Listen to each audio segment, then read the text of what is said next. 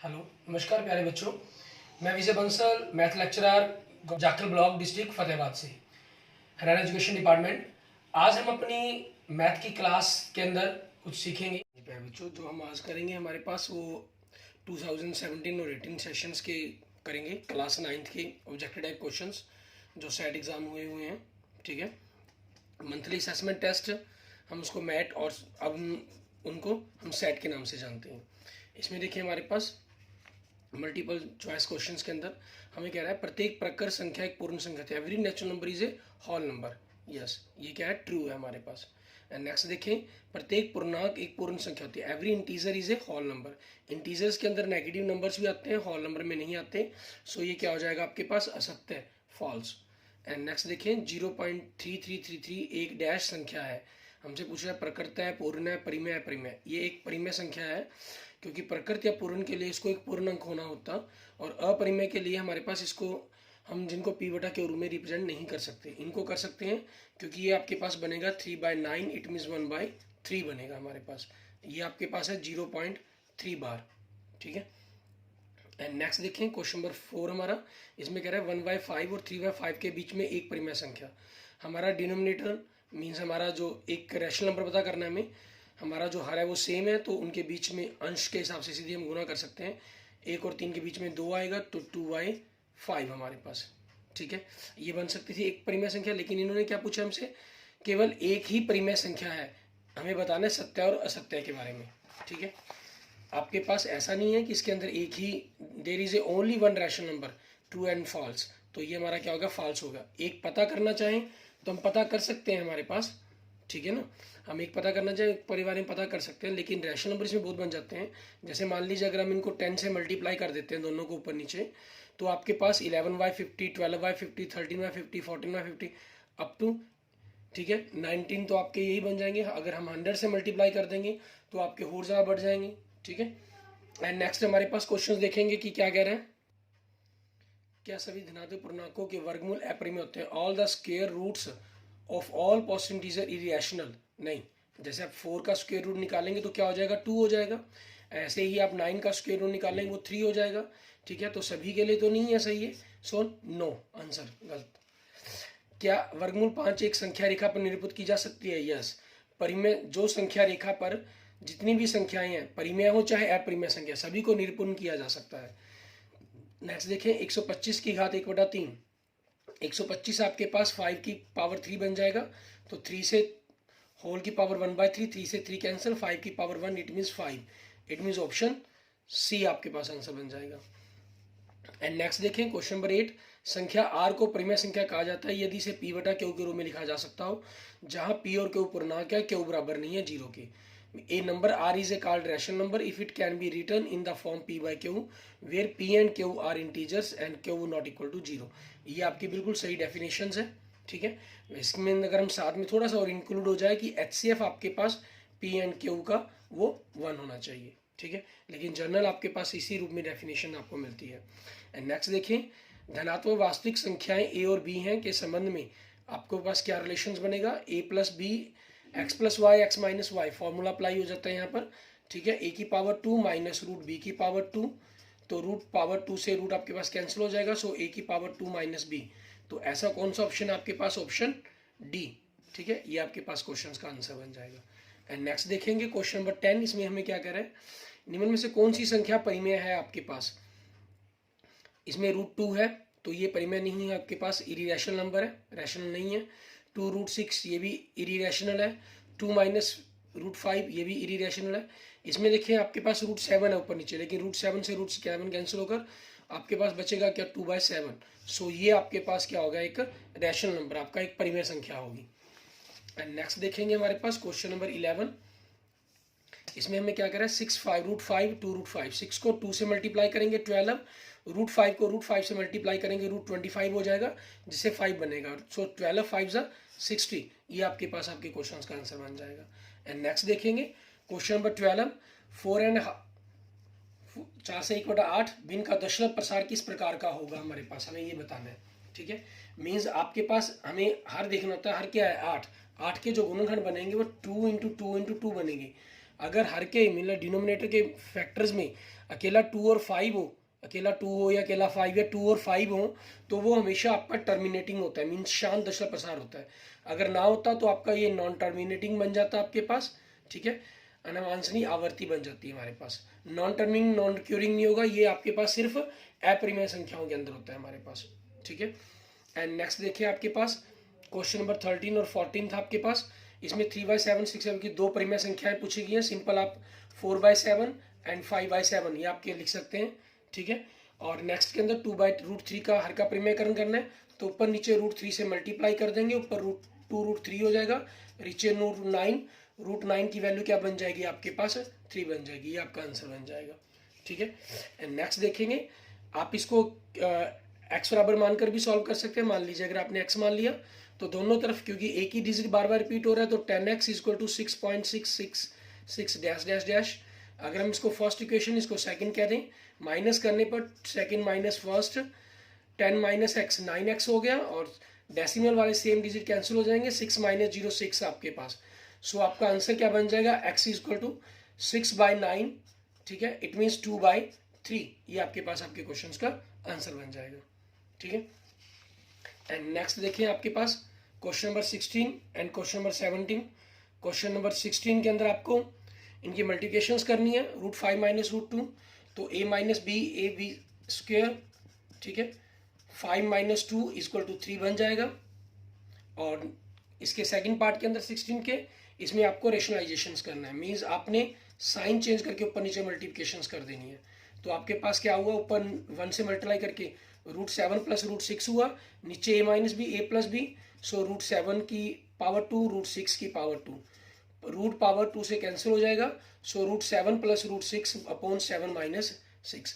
7 - 6 कितना होता है, 1 होता है आपके पास, ठीक है। ये आपके पास आपका आंसर आ जाएगा। इसमें क्वेश्चन आपके पास 2-3 नंबर के अंदर बिल्कुल छोटे छोटे क्वेश्चन थे, इसीलिए मैंने वो सारे आपको सॉल्व करके बता दिए हैं, ठीक है। जनरल हम अपने जितने अगले टेस्ट हैं उनके अंदर ऐसा नहीं करेंगे, हम सिंपल एक एक नंबर वाले जो क्वेश्चन हैं उन्हीं को सॉल्व करेंगे। इसके बाद देखते हैं हम सितंबर 17 के अंदर, ठीक है, जो हमारा क्लास 9th का था उसके बारे में देखेंगे। इसके अंदर आपका पहला क्वेश्चन है 2 + x की पावर 2 + x में x का घात 2 का गुणा, what is the coefficient of x की पावर 2। x की पावर 2 के साथ यहाँ देखिए कोई अक्षर नहीं है, तो आपका क्या पास क्या माना जाएगा, उसका गुणक 1 माना जाएगा। अगर माइनस का साइन होता तो -1 हो जाता।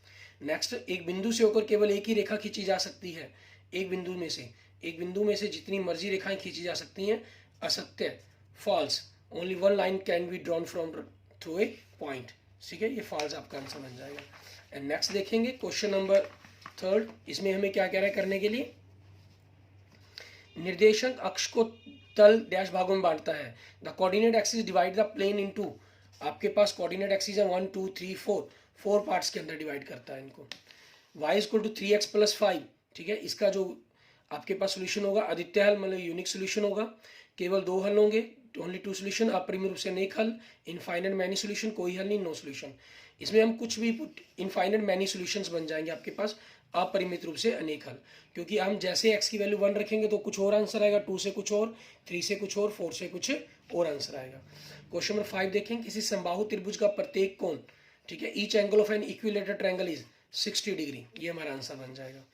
नेक्स्ट क्वेश्चन नंबर 6, किसी त्रिभुज में दो भुजाओं का योग तीसरी भुजा से डैश होता है, sum of any 2 sides of triangle is dash than with to the third side, ठीक है, ये हमेशा क्या होता है, ग्रेटर होता है हमारे पास, ठीक है, बड़ा, ये चीज बनेगी आपके पास, दो भुजाओं का जो तीसरी भुजा से बड़ा बनना चाहिए।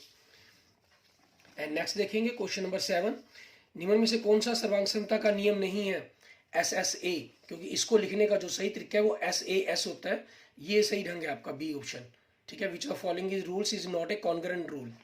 AASA लिख सकते हैं क्योंकि एक्चुअल इसका रूल है AAASA, लेकिन इसको AAS भी लिखा जा सकता है, इसको SAA भी लिखा जा सकता है, RHS ये भी आपका हो जाता है।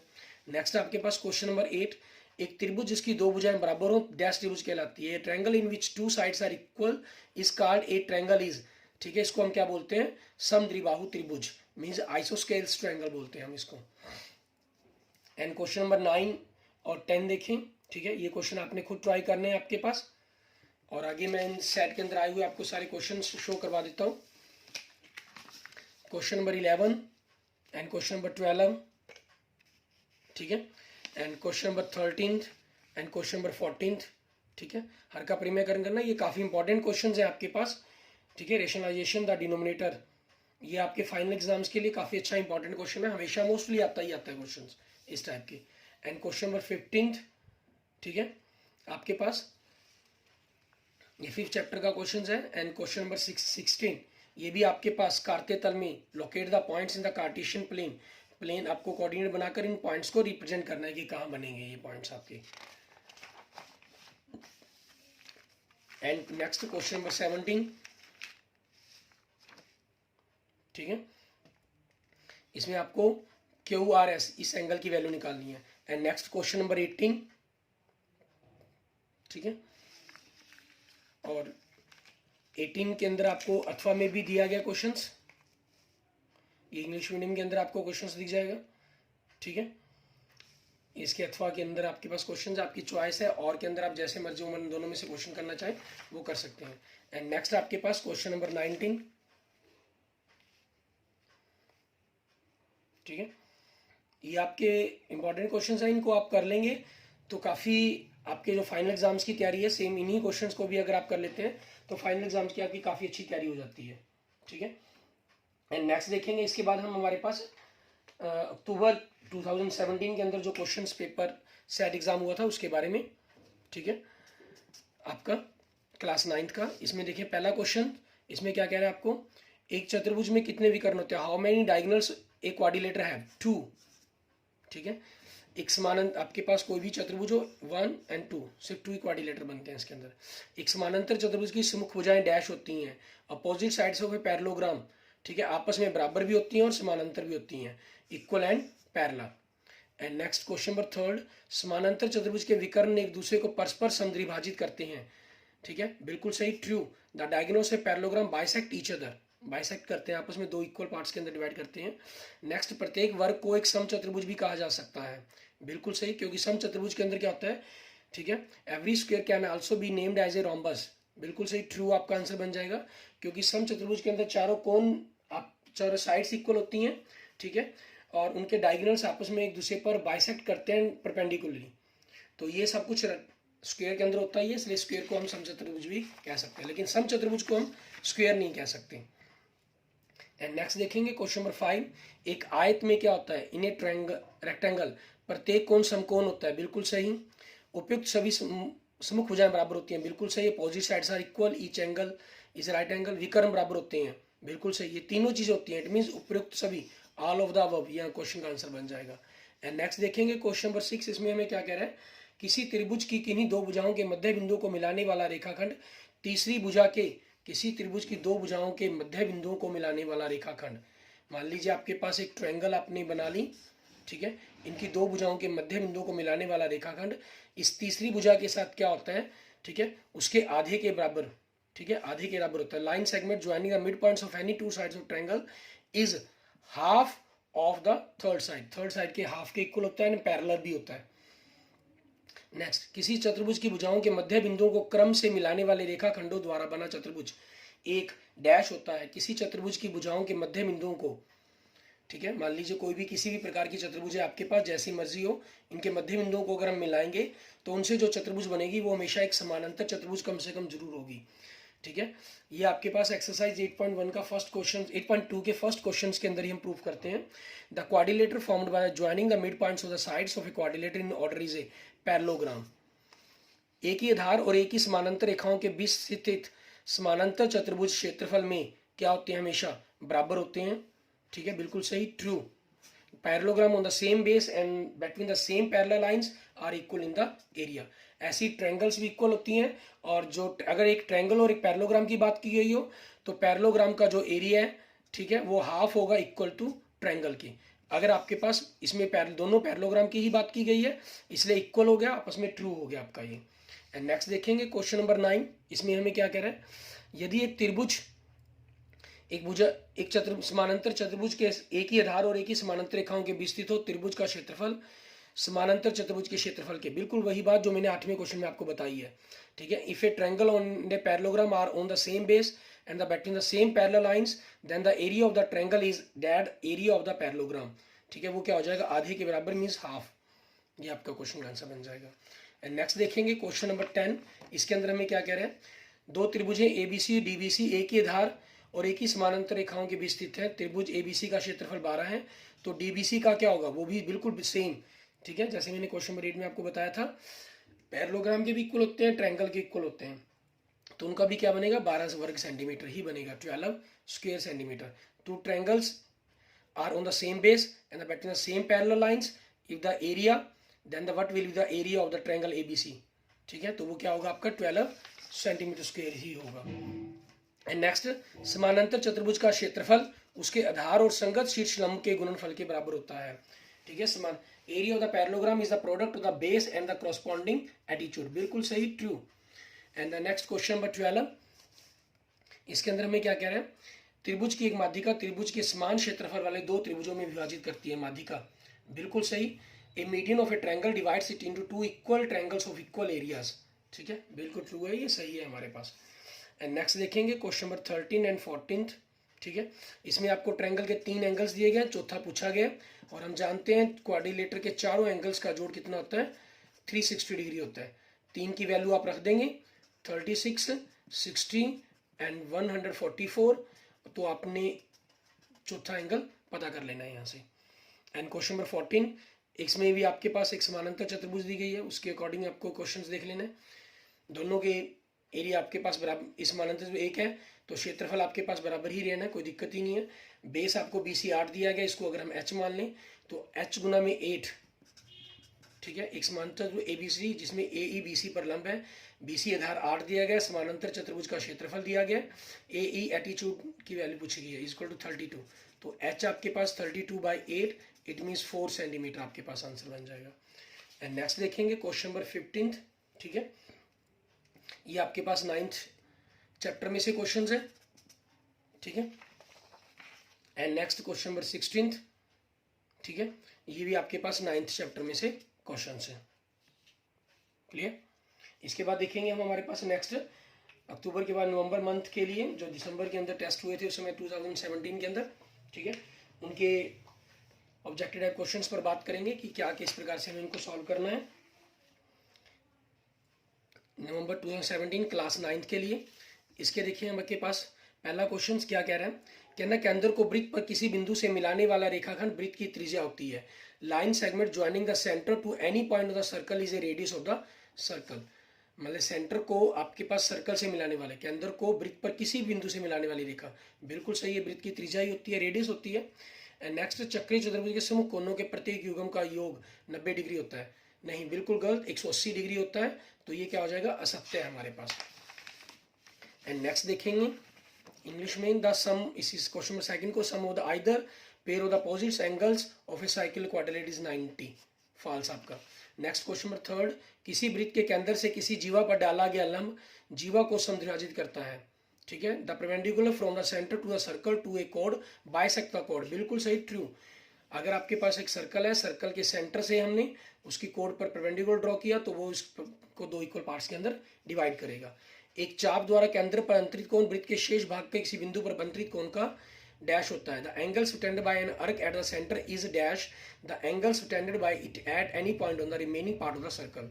मीन्स आपके पास एक सर्कल का सेंटर पर बनने वाला एंगल और उसी का सेम कहीं और बनने वाले एंगल की। ठीक है, केंद्र पर अंतरित कोण वृत्त के शेष भाग के किसके बराबर होता है, 2 गुने के बराबर, मीन्स डबल के इक्वल होता है। अगर ये एंगल आपके पास 10 डिग्री, मान लीजिए अगर ये एंगल 10 का होगा तो सेंटर पर बना कोण 20 डिग्री का होगा आपके पास। ठीक है, एंड नेक्स्ट देखिए, वृत्त की सबसे बड़ी जीवा वृत्त की डैश होती है। The longest chord of a circle is, व्यास डायमीटर होता है हमारे पास। And the next question number 6, वृत्त के लघु चाप द्वारा केंद्रित पर अंतरित कोण डैश होता है। An angle subtended bye minor arc of a circle is at the centre is.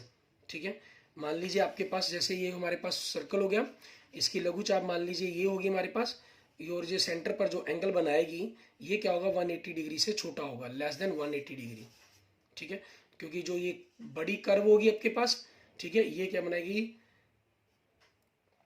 आपका 180 डिग्री से बड़ा एंगल बनाएगी।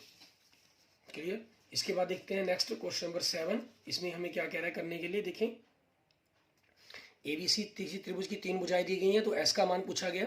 वो क्या होता है, S आपका सेमी पेरीमीटर होता है, तो उसका आंसर क्या हो जाएगा, तीनों साइड्स का जोड़ बाय 2 आपके पास।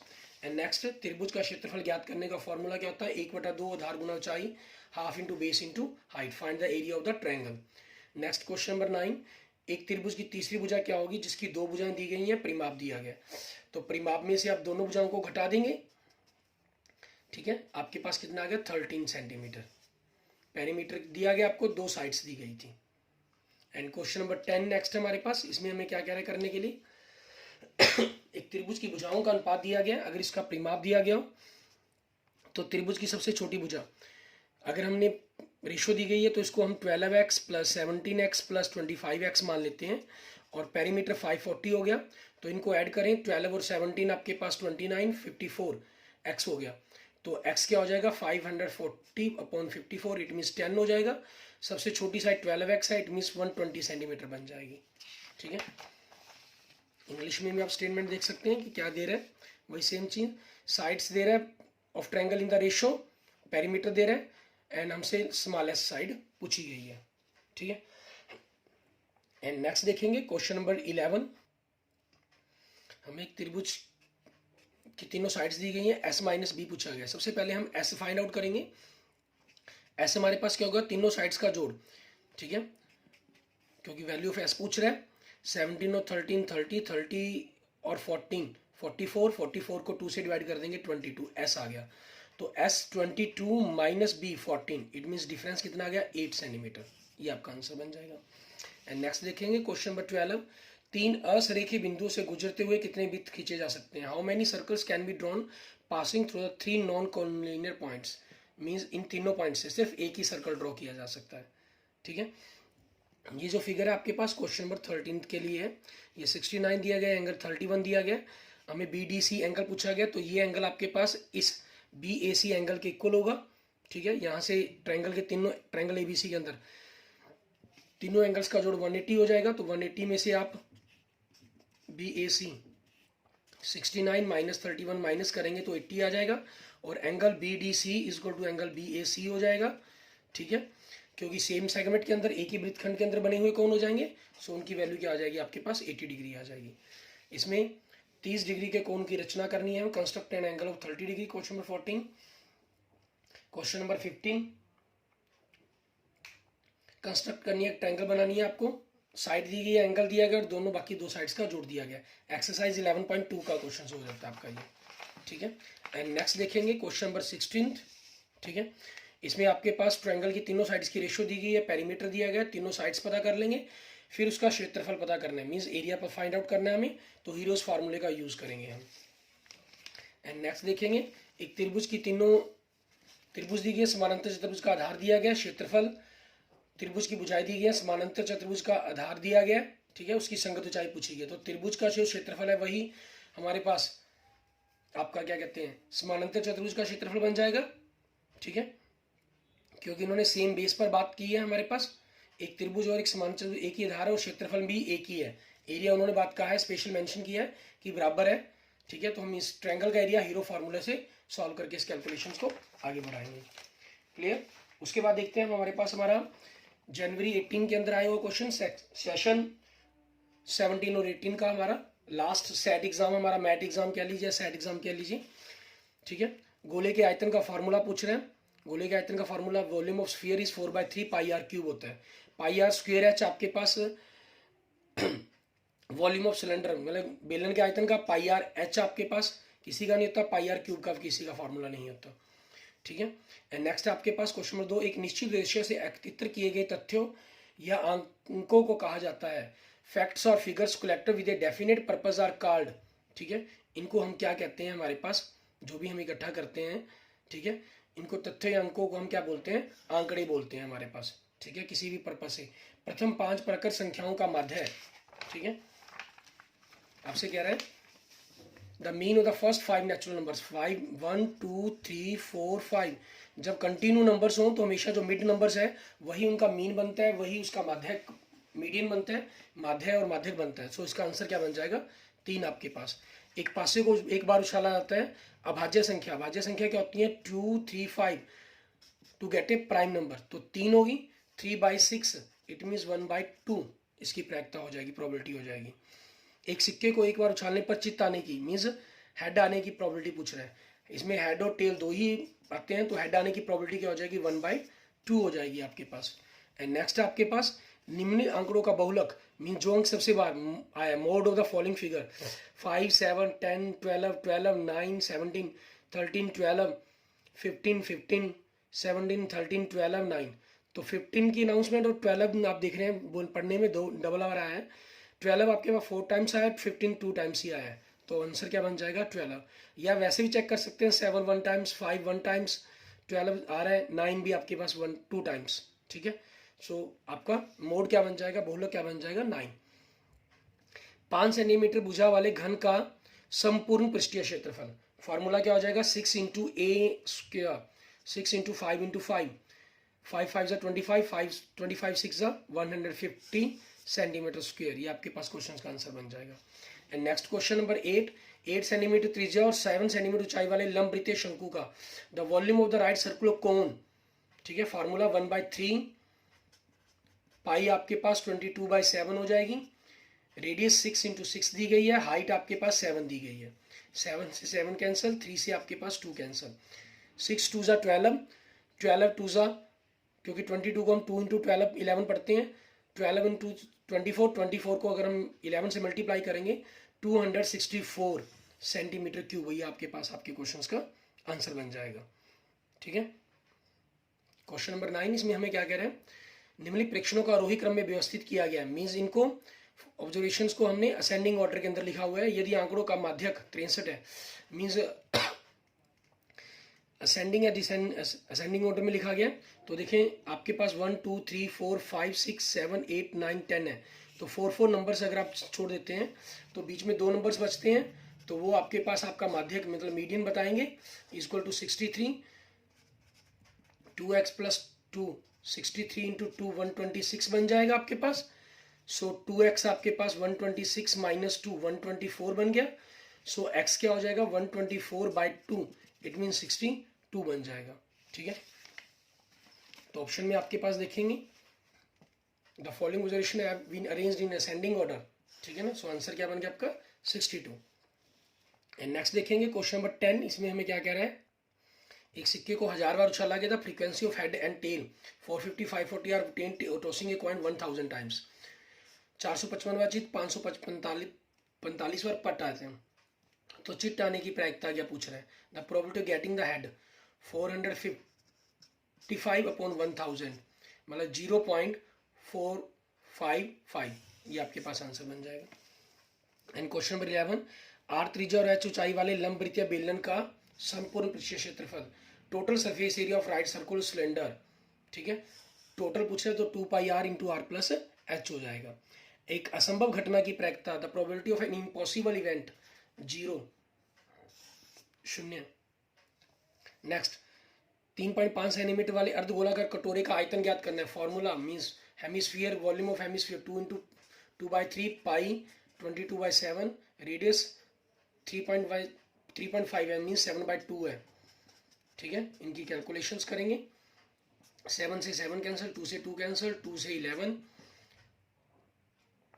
5 5 7 7 49, 49 को 11 से मल्टीप्लाई करेंगे 539 अपॉन 3 2 6, 539/6 सेंटीमीटर क्यूब, ये आपके पास इसका वॉल्यूम आ जाएगा, ठीक है। एंड नेक्स्ट आगे क्वेश्चंस हैं उनको आप खुद सॉल्व करेंगे, स्टेटमेंट देख लेंगे आप इनकी।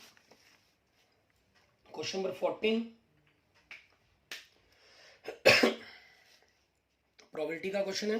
क्वेश्चन नंबर 15, ठीक है, ये आपके पास आपके 13 चैप्टर में से क्वेश्चन है। क्वेश्चन नंबर 14 ये आपके 16 सॉरी ये आपके 14th चैप्टर का क्वेश्चन है।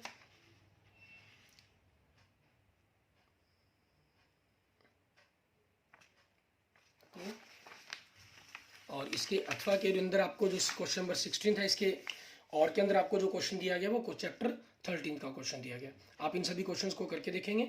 Okay, thank you friends, thank you students. अगर आपको मेरी वीडियो अच्छी लगी तो इसको लाइक करें, अपने दोस्तों मित्रों के साथ इसको जरूर शेयर करें, और अन्य किसी भी प्रकार की प्रॉब्लम के लिए आप मुझे मैसेज कर सकते हैं। 9th क्लास के पूरे अभी चैप्टर 100% कंप्लीट हैं, जिनके आपको डिस्क्रिप्शन के अंदर लिंक भी मिल जाएंगे। 2016-17 की मैं ये वीडियो बना रहा हूँ, फिर आगे 18 और 19 की भी वीडियो मिलेंगी, जिसके भी आपको डिस्क्रिप्शन के अंदर आगे लिंक मिल जाएंगे, मतलब ठीक है। वो इन सभी सेट एग्जाम्स आपके ऑब्जेक्टिव टाइप क्वेश्चंस को कवर करने के अंदर हेल्प करेंगे, स्पेशली सेशंस के अंदर, क्योंकि आपको 40 क्वेश्चन ऑब्जेक्टिव टाइप आने हैं, तो उसकी आपको काफ़ी हेल्प हो जाएगी इन वीडियो से, ठीक है। अगर आपको मेरी वीडियो अच्छी लगी है तो इसको लाइक करें, अपने दोस्तों मित्रों के साथ इसको जरूर शेयर करें, और फिर अन्य किसी भी प्रॉब्लम के लिए आप मुझे मैसेज कर सकते हैं, मुझे कमेंट कर सकते हैं। Okay, thank you friends, thank you students.